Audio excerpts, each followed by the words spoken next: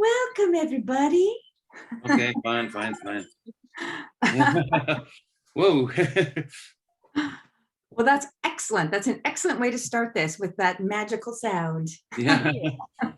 Good afternoon, everyone. Thank you so much for joining us today for the third of 5 workshops in the Creative Accessibility Series. We are so grateful to Janelle Shaw, the Executive Director of the Arts Accessibility Network of Manitoba, for her guidance and partnership and to bring this series of workshops to you. I'm Arlie Ashcroft, the Indigenous Programs Manager for Creative Manitoba. And together with Janelle, we will be bringing you today's workshop, No Labels Please, with EJ Ted Howorth. And on June 26th, we will be bringing What I Wish I'd Known with Andrea von Beekart. And on July 3rd, we will be bringing Accessibility for Arts Organizations with Janelle Shaw. And you can find more info and places to register at creativemanitoba.ca. So before we turn things over to Janelle and Ted, I would like to do a land acknowledgement and acknowledge the land on which we stand. We are located in Treaty 1 territory, and it's so important to know that these are the original lands of the Anishinaabe, the Cree, the Oji-Cree, the Dakota and Dene peoples, and the homeland of the Métis Nation. I myself am Métis. So with that said, I would like to turn it over to Ted and Janelle. Thank you. Thanks, Alia. Thanks for that wonderful introduction. Yes, so today we're going to be speaking with Ted. So Ted Howorth's passion has been printmaking throughout most of his artistic career. He apprenticed under Wilfredo Alqué of Atelier Alqué in Paris and received an MFA from the University of North Dakota. For over 40 years, Howorth has exhibited locally, nationally, and internationally, received numerous commissions, and is part of many collections. With Michael Schonke, Howorth introduced water-based screen printing in Druckwerkstatt BBK in Berlin in 1991. In 1995, Howorth was appointed to the Royal Canadian Academy of the Arts, RCA. So now I'm going to pass it over to Ted, and we can't wait to hear what you're going to speak about. Thanks, Janelle. Great. I labeled I put a title for what I'm going to talk about as No Labels Please. So thanks for joining me on my journey. And it's going to be a journey of my journey through my life in art. Because of the way it's coming to you through AANM, I'm assuming that some of you are living with a disability. But I wanted to make my first point to say that I don't think you should call yourself a disabled artist, but an artist with a disability. And by this, I mean that you're so much more than being defined solely by your disability. And so labeling your art is for some other person to do. Some art historian can come along and tell people, this is what this art is about. But for you, it's, you don't need to bother doing that. There's only one answer to how you should continue your pursuit in art. But I'm going to tell you about some of my own journey and some of what I've learned along the way. And I hope that this is going to resonate with you and give you some ideas and help giving you some courage and the energy to continue on your own path. So it's not up to you to label yourself, just do it. The only quote about what is art that has stayed with me for many, many years, probably all the years that I've considered myself to be a professional, and even maybe before that, is that art is pretty open-ended. It's a human concept made manifest through a medium. And that opens it up to being anything that you feel is relevant to you. So I'm going to start by, I'm going to actually show a lot of slides of my work and talk while I do that. So I'm going to switch over now to a share screen and start bringing up some slides.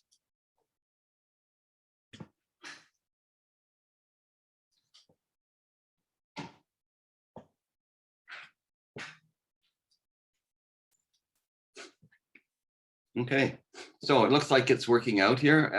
Everybody okay with this? It seems to be showing as the major part of the screen. So I'm starting by showing you, not my work, but I'm showing you a print from 31,000 years ago. Printmaking's been around since the earliest images that were made by mankind. And so this is a print of someone putting their hand on a cave wall and spraying some sort of a dye or material at the wall, and then removing your hand, and you're left with a print. So the concept of a print was started right from the very beginning. And one of my main interests in being a printmaker has been process. I love the idea of process, and that's probably one of the things I love best about being a printmaker, because there's lots of process. It offers so much process that I enjoy working in it, and the images and ideas change, but the process offers the imagination to develop. There's so much busy work involved in making prints that there's always time to let your ideas evolve. And the physicality of each print media is different, and so changing media creates different mindsets. So I'm going to see if I can start with a few slides here. Yeah, so now this is some of the off-the-wall kinds of things I'm starting with by not being what I normally do. But this is a print of me making cookies. And first thing I had to do was thank goodness for the internet, because I had to learn how to make a cookie. So after that process of learning how to make a cookie, I then had to learn how to make royal icing. And then after that, I had to search around to find stencil material that I thought was food safe. And I did find a particular stencil material that would be considered food safe. And so what I did was I made my cookies. As you saw, I dipped my cookies to make a white royal icing base. And then I screen printed a red royal icing on top of that to make the final image. Another one of my prints is the, I was been fascinated by flocks of birds and red-winged blackbirds. And so I wanted to make a kind of a swarm. And so I started off by making a lino cut of red-winged blackbirds, and it was sort of developing, but I knew that I wanted to make it in great numbers, and so I switched to making my lino cuts, turning them into screen prints. And then as I was going through the process, because it's very much layered, I kept thinking, well, this is not quite getting to what I wanted, because I did it onto a Japanese paper called washi, which is a printmaking paper. And I wanted that to be, to give me my image, but the Japanese paper wasn't as fibrous as I wanted. So I went and found paper fibers and turned them into screen print material. And then I screen printed the fibrous quality on this image as well. And so after having made this and put it out into the realm of what I do, I was also given a commission later on where I applied to the Open Studio in Toronto. They were given the ability to hand out commissions to people for Toronto street art. And so I took the idea of my birds and incorporated into birds over a marsh, and then submitted that for a commission, and it was accepted. And so I created a vinyl wrap that wrapped around this light standard box in Toronto, and so it's currently there now. And then following that, I still wanted to use those materials, but I was interested in trying to make a shoji screen. So I made, this is a very tiny shoji screen, but I started working with some wood and creating a screen structure with wood and going on the internet to get tiny hinges and screws. And then I digitally created this on rice paper and had it glued onto the frame material for my shoji screen. Another way that I've used my printmaking in an odd way is doing frottage, which is sort of it's a French term that relates, I guess it's an art French term that relates to rubbings. And so what I did was I created rubbings by drawing birds with caulking compound and then hardened it and made rubbings onto Tyvek, which I had stained to reveal a lot of the fibrous look of the Tyvek. And that was influenced then by doing another one, which was about barracuda. And I wanted, again, the idea of a swarm or a school. This became like a school of barracuda. And making a few of my rubbings that I could then keep repositioning on my substrate to make a whole school of barracuda.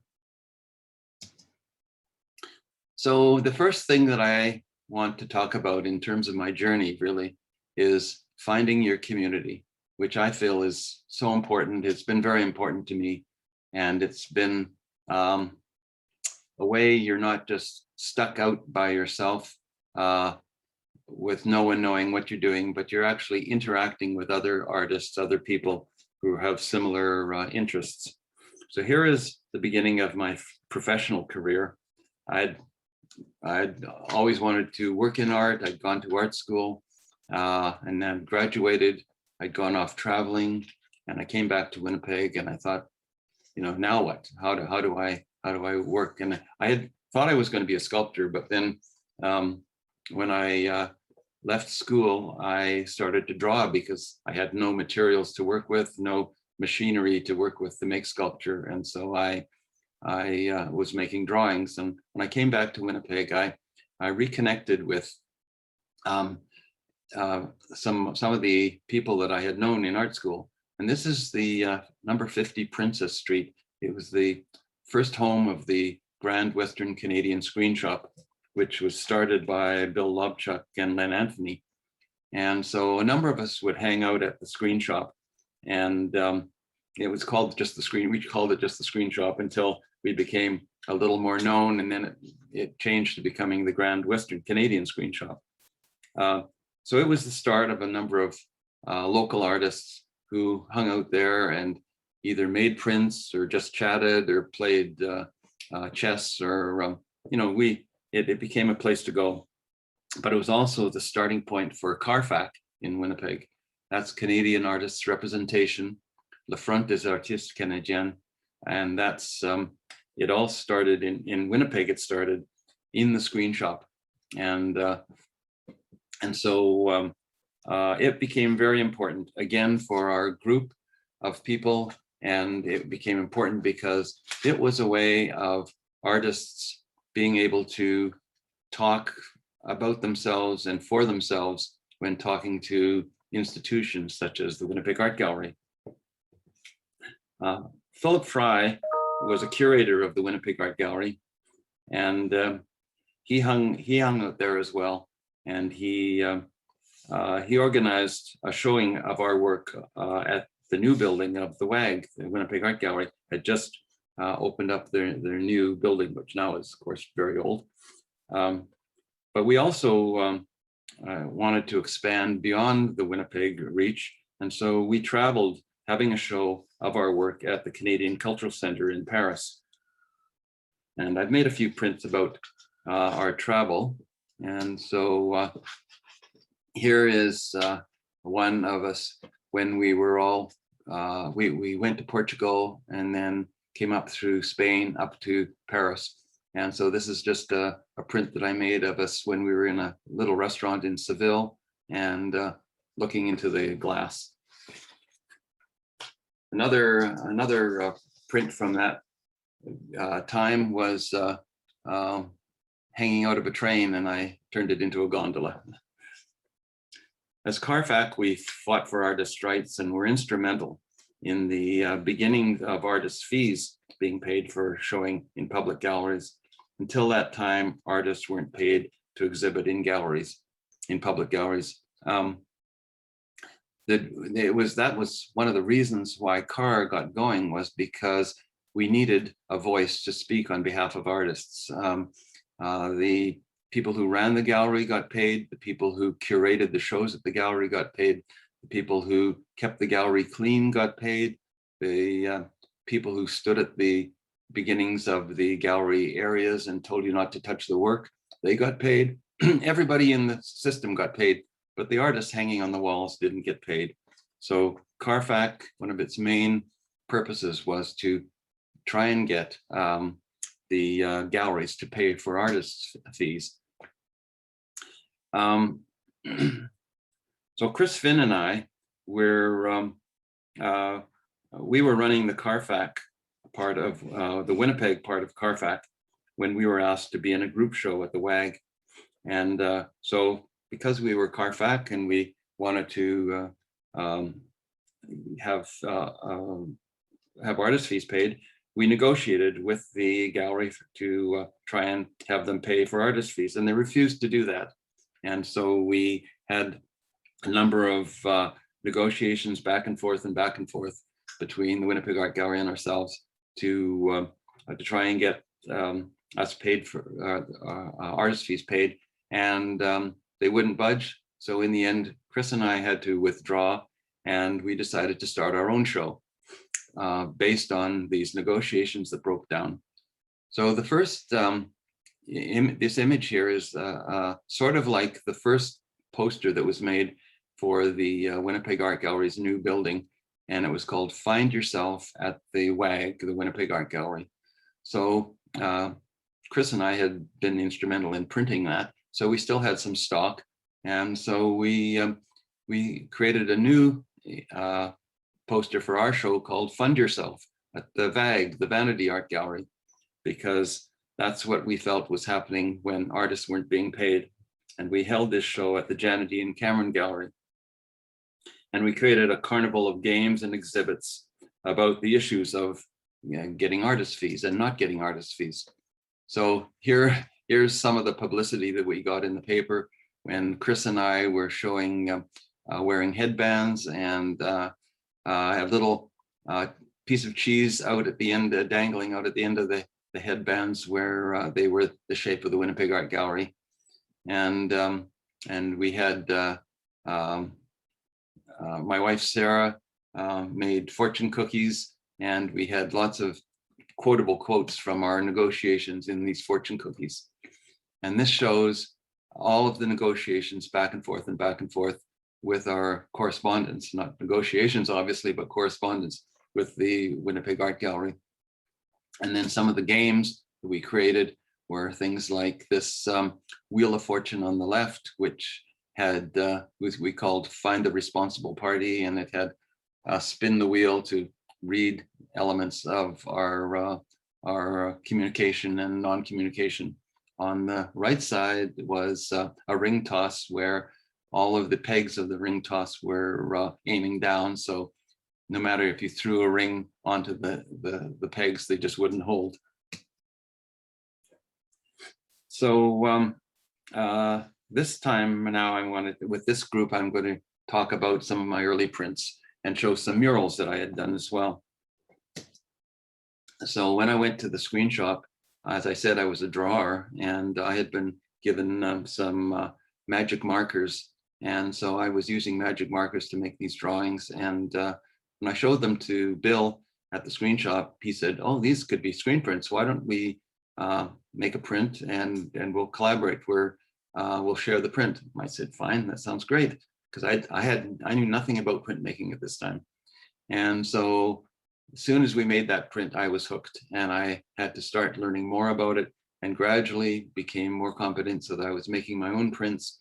And eventually I was making prints of other artists who came there to get their prints done as well. So that became part of not only my own passion, but it became part of my job as well. And this print was one that I made based on our traveling through the south of France when we were going to one of our shows in France. And I have a couple of photo images put into the dust clouds. And this little vehicle was sort of like a submarine sandwich that how we traveled. We ended up eating by going to markets, grabbing all kinds of food from markets, and then taking it from that and surviving on the market food. Another one from that era called Ching Ching Ching Ching, which relates to, I came up with this fantasy, and it was based on these levers that used to be on the old streetcars in Winnipeg. Row route before and then row route after. And here we come to some mural work that I was doing. Back in the 1970s, MLA Russ Dorn started a 1% of budgets for new public buildings to be for art.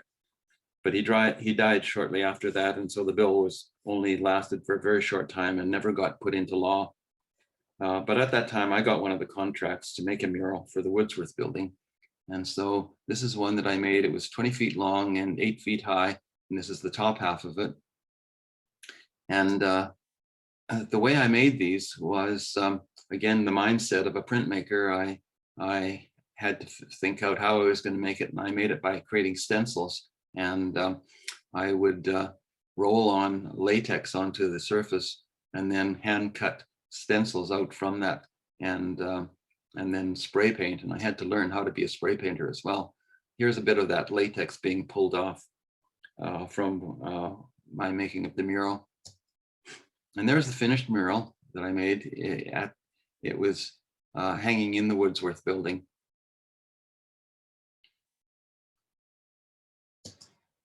So having made that one mural, I learned a lot about spray painting. And so in the end, I was given a commission by a private person to make another mural. So this one was for a building that's it's still around, but the mural's gone. But it was a building that was being renovated at, I think, Graham and Edmonton, I think was the spot. And so this is a mural based on that. Another one of my great passions was bicycles and human-powered vehicles. And so it started out with I used to ride my bike back in the days, even before it was cool to ride a bike. And so it became another image that I wanted to put into my prints. After our show at the Canadian Cultural Center, Sarah and I returned to Paris for me to work as an apprentice in a Parisian custom print shop with Wilfredo Arcai. And so here was one of the prints that I made of our journeys. We both took our bikes to Paris, and on weekends and various holidays that were Parisian holidays, we would ride out into the country and try and explore on our bikes. This was based on a couple of images, one from us going off to Versailles and another one from us in the Loire Valley on the May Day holiday. When I was working with Arcai in the print shop, it was at the same time as the pedal-powered airplane, the Albatross, the Gossamer Albatross, crossed the English Channel, won the Kramer Prize to cross the English Channel. And I was so fascinated by that, I decided that would become a print that I would make. Wilfredo asked me if I would like to make a print with his staff. So I made this print of the Gossamer Albatross crossing the English Channel. After that, after encountering the Gossamer Albatross and realizing that it was part of another organization called the IHPVA, the International Human Powered Vehicle Association, I was so fascinated I had to go and get involved. And I went to the first speed trials that I saw there in LA. Now, this image that you see here is not from the speed trials, but this one was called Getting Started.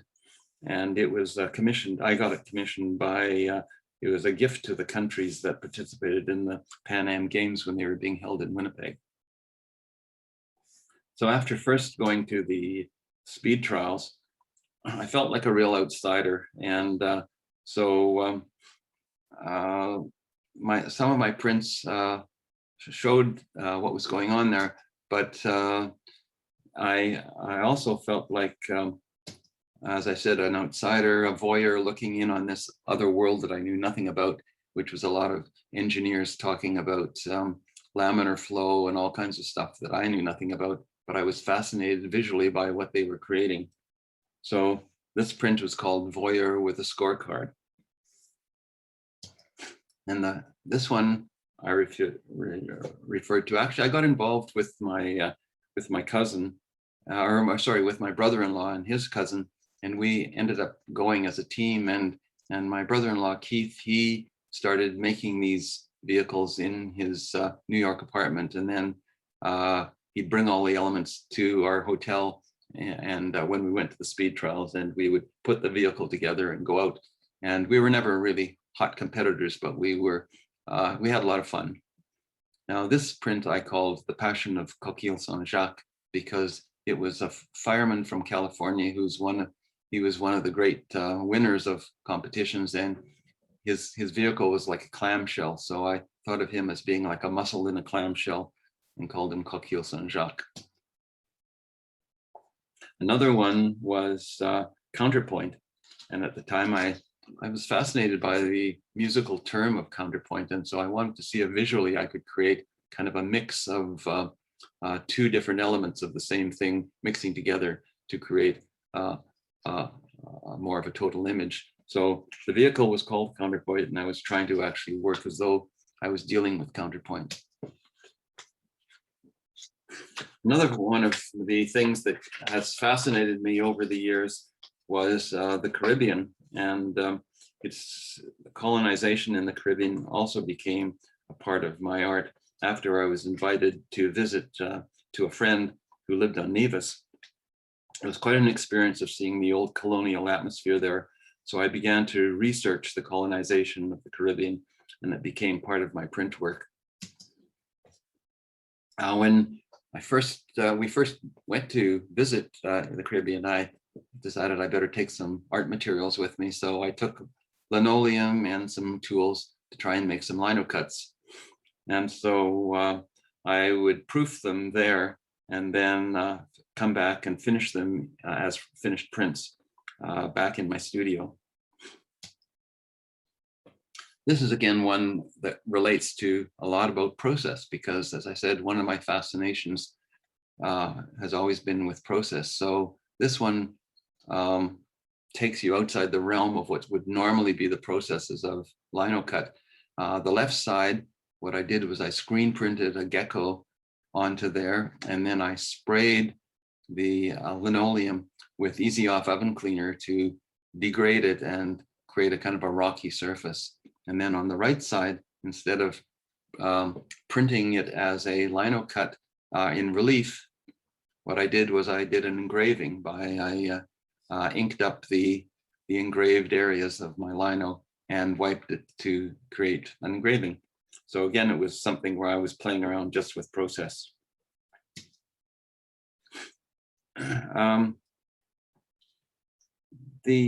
Now this actually is part of a triptych of working with deciding to make lino cuts that were again interested in process and seeing if I could make some sort of a relief roll or rainbow rolls of relief ink and making prints that way. But at the same time, my subject matter was about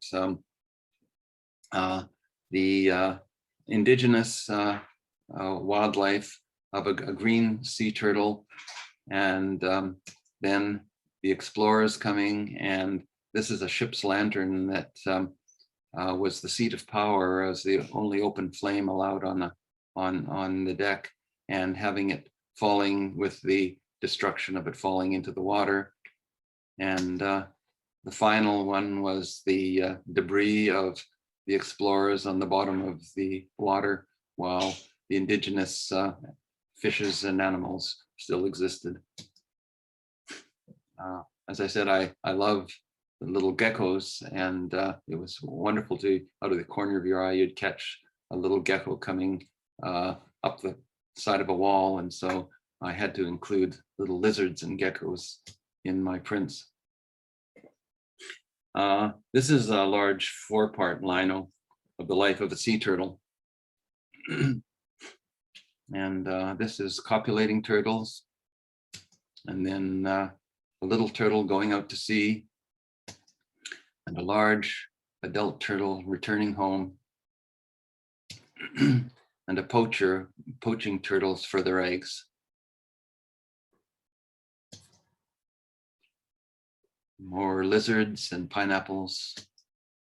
And this is, I was trying to create a kind of a seat of power for the cane fields. And so I researched what old chairs might be, and came across an old Spanish chair that I decided could be a portable chair that might have gone to the New World and became the seat of power in the cane fields. And another example using the same images. So travel, I felt, was something very important to me, and residencies. So I have another thing that's interested me over the years has been communal print shops. And when Sarah and I moved to Toronto, I got involved in a communal print shop open studio, and I was so surprised to think that, wow, artists can coexist with one another. They aren't on each other's back, but they're actually there because they all need the equipment and feel like this is an important thing to be able to share stuff, and ultimately creates a community. So I think all around the world, there's been communal print shops that are residencies that create communities. So I've worked in a few. I've worked in Berlin and New York and London and Banff and Amsterdam and Toronto. And this is me going to Amsterdam. I needed to figure out, with, again, the use of the internet, what print shops I could go to that were accessible, and what other things about trying to find a place to stay that was all accessible. So I found that Amsterdam allowed that for me to go to Amsterdam. And so I traveled to Amsterdam with this device that hooks onto the front of my wheelchair to turn me into a tricycle with a hand crank, and put pannier on the front of my vehicle so that I could carry all my luggage, all my clothes, and all my materials to work there. Here's an example of what Amsterdam is like for bicycles. And on every post, you'll find a couple of bicycles locked to a post, but this is actually, instead of car parks, they have giant bike parks where people come and park their bikes. And here I am at the studio. When I applied to the studio, I asked if it was very accessible, and they said, well, there's about a 20 centimeter height to the front door, and that works out to about 8 inches. So I thought, well, couldn't you maybe make a little ramp for me? And they said, sure, yeah, we could do that. So when I arrived, they had a little ramp for me, and so I would ring the doorbell in first thing in the morning when I arrived, and they'd put out the ramp, and I'd go into the studio. And so going to these other places too, you had to figure out, well, what am I going to carry, and what am I going to use, and what am I going to make? And so what I decided was I'd make little mezzotints, because I could work with copper plates, and I could have my burnishing tools, and that's all I'd need. I just need to go there, use a press, and have ink, and make my mezzotints. So this is me working on a mezzotint. This is the studio.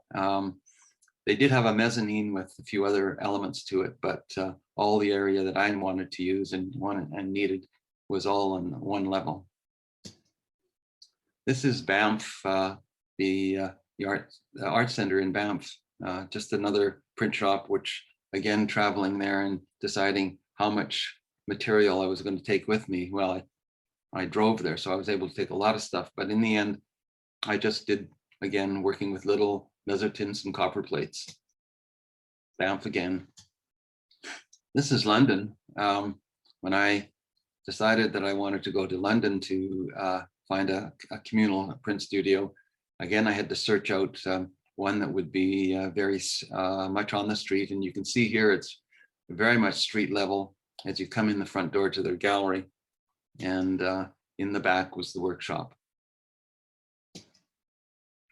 Again, in New York, within a few block radius, there was 3 major communal print studios, but I decided the one I wanted to go to was Robert Blackburn, because I had heard a lot about Robert Blackburn, who was a well-known lithographer who made who was a custom printer for a lot of New York artists.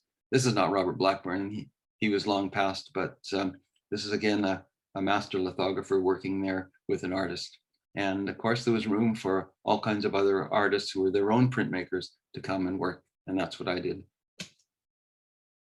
This is Open Studio in Toronto, where, as I said, I worked for a number of years. I was part of the staff. I became the director of screen printing there for about 6 years. And then when we moved back to Winnipeg, I still maintained a relationship with Open Studio, and have gone back a number of times just to spend short periods of time printing. And so one of the residencies that I did was to go back to Open Studio. So mezzotints are another element of what I learned to do along the way, because I was so fascinated by the noir quality that it's almost natural to mezzotinting.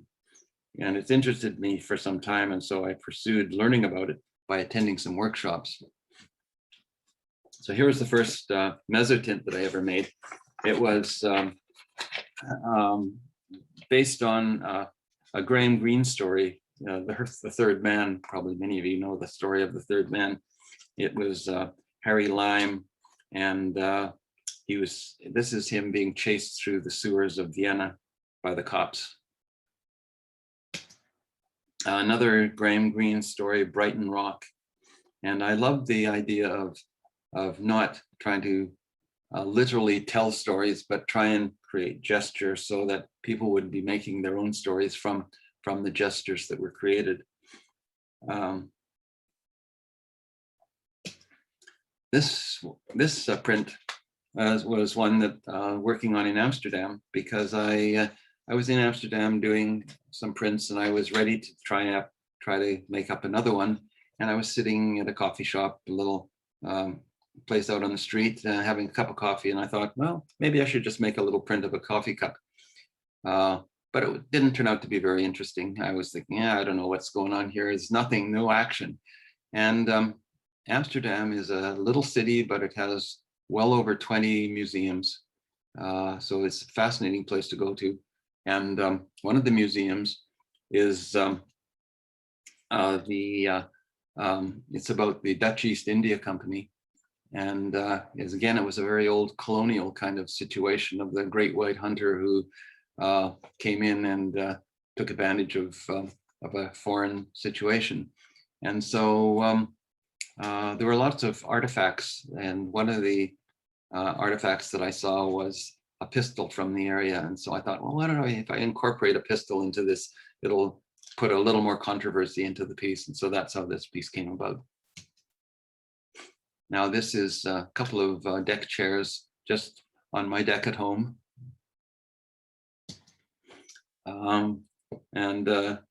Traveling across the prairies to Banff, when I was going to that, I loved the landscape of Saskatchewan, and encountering these giant windmills that were windmill farms, really, that became, as I felt, almost as much of an icon of the prairies as the grain elevators. And traveling across the prairies at night and gradually sun rising, I created a Shin Kole mezzotint. which is the where I first of all created the water tower, and then I laminated a rice paper image of the sun coming up into the background of it. And here's one from a little more recently, which is again at home and making a little mezzotint of ground cherries, beautiful little fruit, and they have such a wonderful little sort of Chinese lantern shell about them. And so this is I decided I wanted to make a print that had a little bit of color in it, and so this one I relief rolled a bit of color into the ground cherry inside its shell.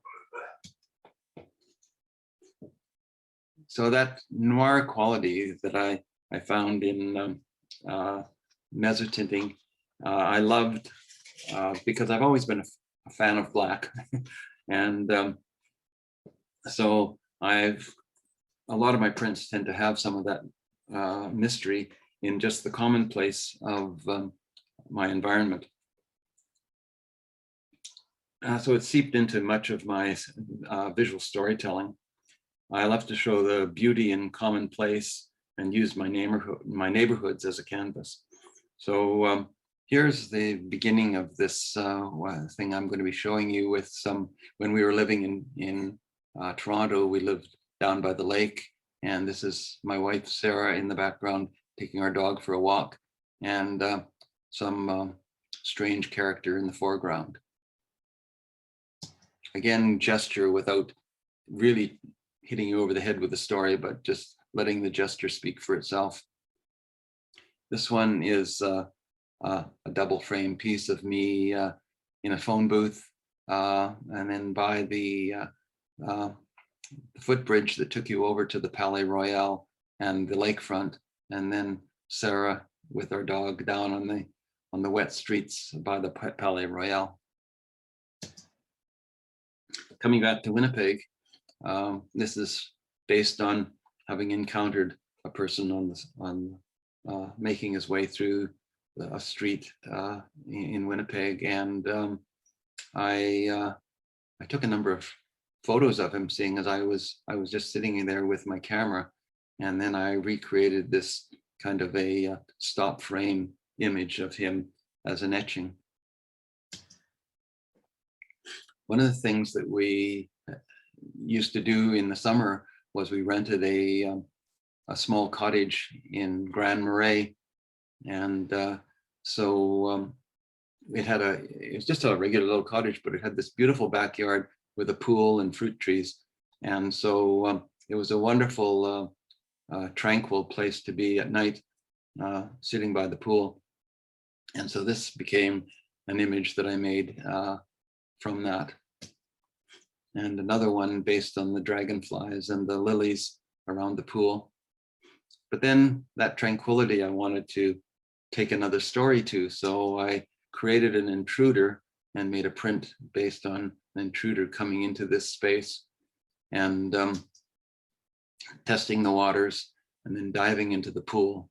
And when he dove into the pool, it transformed into a cave. And he traveled through the cave and had a laser beam helping him find his way through the cave to the entrance at the far side, and then coming out into the open water again. Now back in my immediate environment, I wanted to work with a lot of stuff based on Osborne Village, where we live. And so this is an image from being underneath the Osborne Bridge. And at the time, there was one summer, I don't know, many of you might remember, there was a lot of really cracked mud from a very dry summer, and people were creating towers of the cracked mud. So I took some images of these towers of cracked mud and incorporated into this image.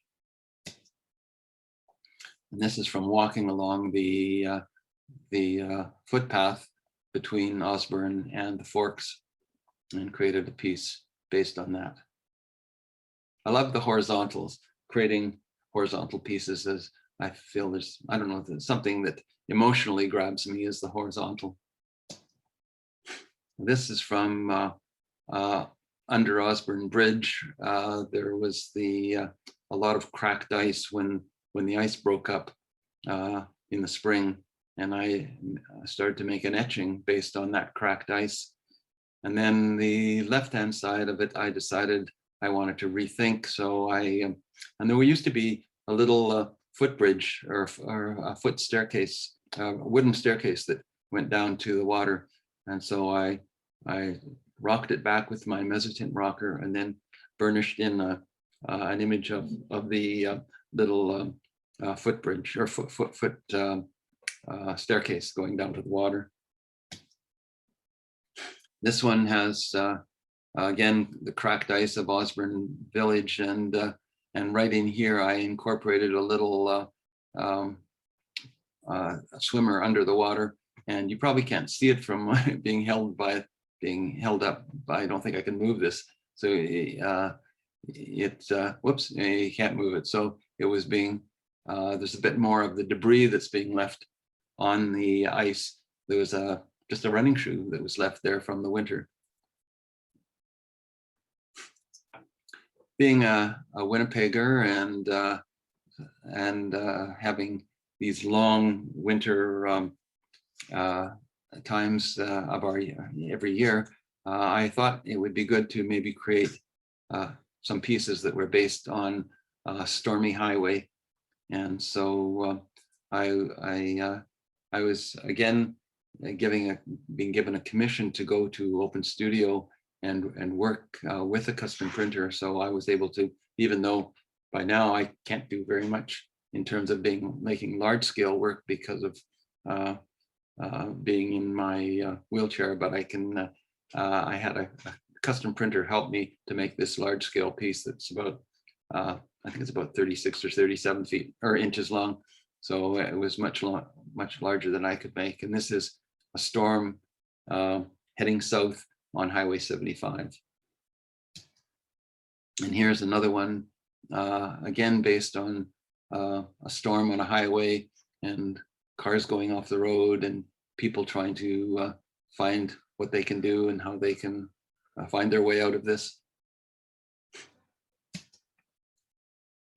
This is a piece of this is a piece that's of going back to my early bubblier stuff. And this is the last piece I'm going to show. This is a very bubbly piece that of this vehicle traveling over the Museum of Human Rights and dropping people down onto the surface. So my final comment about art being about you, that we're all individuals and there isn't any norm. So that's what makes art. That's what really makes art alive, is that it's all about you. So be guided by your passion. So thanks for listening, and we'll carry on from here. Thank you. Great, wonderful. Thank you so much, Ted. That was so informative and such a, a really big history of what happened in Winnipeg in the 70s. So we still have a few minutes left. If anybody, no, that's perfect, Ted. If anybody wants to ask some questions, here's a few ways you can do it. One, write it in the chat and I'll ask Ted. You can raise your hand or just turn your video on and ask Ted directly. So yeah, if there's any questions. Maybe while we're waiting, no, look, there's already a hand up. Let me see, who is it? Michelle, you want to go ahead and unmute yourself and start your video and you can ask Ted.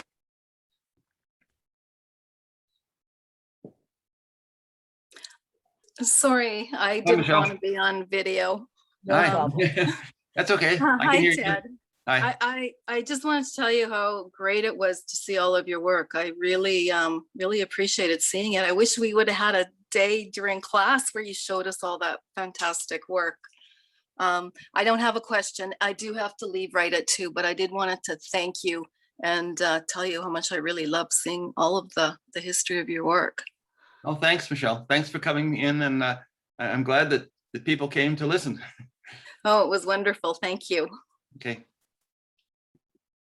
And then there's also a couple comments in the chat. Karen says, this has been fascinating, Ted. Alice Crawford says, I really enjoyed your presentation, Ted. Susan says, exciting information I didn't know. So this is all great. Oh, great. Well, thanks, guys. Thanks everybody for the comments.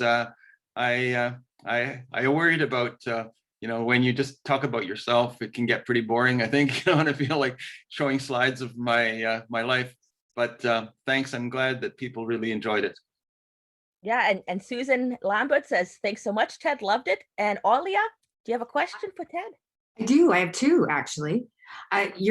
This has been fascinating. Your work is amazing, and I can't believe how it goes from this sort of, like you call them, the cartoon bubble people, to this really sort of dark noir thing that's like graphic novels. I know. It's funny, I wonder that too. I thought, gee, what's wrong with me that I like back in the 70s, I was so light and bubbly, and now here I am, this dark person. But I always loved the noir quality of images, and so it's really been part of who I am. So. Well, everything has such a big story. That's what I find, like looking at your prints, there's like an open-ended story to each one of them. Like if you know your exact story that you had in mind when you were making it, as a viewer looking at it, it makes me wonder what's going on. But my question. Oh, sorry. Oh, yeah, go ahead. One of my questions is, you've done so many residencies and all over the world.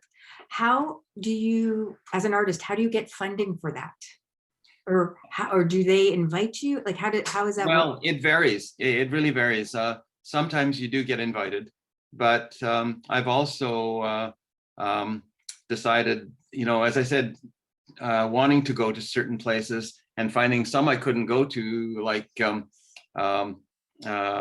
Edinburgh. I'd love to have gone, because Edinburgh has a fabulous print shop. I mean, it's really well known for all of the creative stuff that comes out of the Edinburgh print shop. But when going on the internet, I saw, wow, I can't negotiate that. Like it's the streets are like this, and you think, like, how am I ever going to go to a place like that? Whereas so part of what I was doing was, and also I was in a show in Venice at one point, and it was wonderful to be there. But there are so many bridges, you can't travel with a wheelchair in Venice without encountering a bridge. And so I thought, well, I'm not going to go back to a place like that. But a friend said, well, why not try Amsterdam? And so I thought, yeah, that would be good. I'd try Amsterdam. And Amsterdam was fabulous because so I actually, I wasn't invited to Amsterdam. I looked them up and said, here I am, here, this is who I am. Could I come? And showed them a bit of what I was doing, and excuse me. And so they said, sure, come. And so then I looked up how to get there, how I would negotiate the streets of Amsterdam, and through a lot of research, actually found a wonderful little apartment that was in the same neighborhood and right on the street level. And so those are the kinds of things that I've had to sort of figure out. Sometimes you do get invited, but quite often, if you are a printmaker and already in a communal situation, like Martha Street Studio, for instance, you can look up these other places and say, start a dialogue with them and say, could I come and work for 3 weeks in your studio, and that kind of thing. So yes, it's possible. And then you really meet a lot of people too. And the thing that I love about going to these places is that they can say, oh, here's a gallery you should go to see, or here's a place where you can buy a wonderful lunch. This is like, this is right around the corner, and here's you need some art supplies, go to this place. This is where you should get your art supplies. And so that's about community, I think, and printmakers are so fortunate in that they need these kinds of places for equipment, but they join community and or interact with other artists.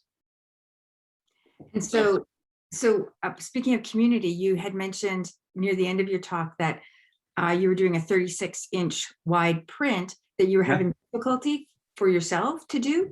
Yeah. So do you work with apprentices or take on assistants or hire assistants to help you do some of No, the bigger no. What I end up doing was I used to make very large prints when I was more physically competent in this kind of stuff.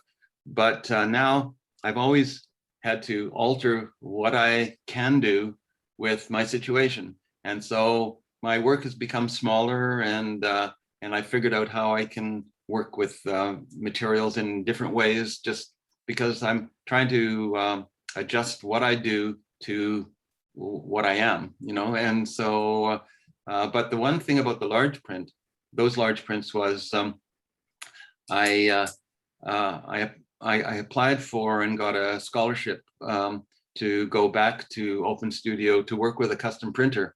And so I thought, well, this is a great opportunity for me to work large again.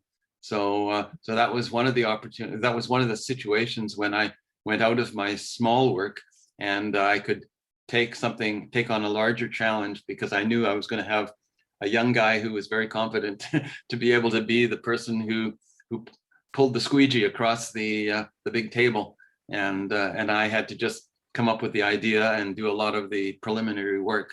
So I would work with him, and I would do all the ink mixing and making the stencils and everything that we were going to do, and then be the one who said, yes, this is right, this is not right, and all that kind of stuff. And he was the one who lugged the big squeegee across. Man, okay, that's cool. Yeah. You're so inventive, like with the attachment you made for your chair in Amsterdam. Oh yeah, that's been That fun. was Yeah, I have a couple others too, but that one was that was a really good one. And again, something through the internet, I found somebody, I mean, I knew that kind of stuff might be around, and so there was a number of kind of hand crank mechanisms you can attach to wheelchairs that are out there, and so I found one that was very affordable, and sent off and bought one through the internet. And yeah, and I have another one that's it's called Freewheel, which is a big wheel that is just a wheel that will lift your casters off the ground, and so it turns you into a tricycle. And so that's another very good one that I can work with, that not having to worry about cracks in the pavement and little potholes and stuff like that when I travel. Amazing. Thank you. Yeah. Great. So there was a couple more comments in the chat. I'm just going to read those out. We're just about done. So I think after that, we'll wrap up.